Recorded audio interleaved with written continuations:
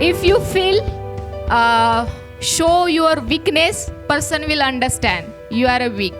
You have to always, wherever you are nowadays, the many problems and many girls, women are facing surrounding. That's why we sometimes don't get allowance because of security, safety.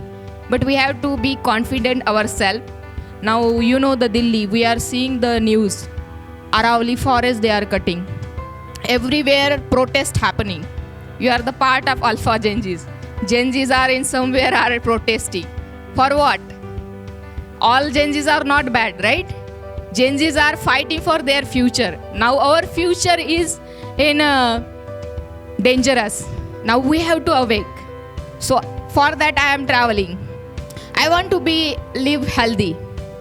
I want to live a healthy environment. I want a clean air.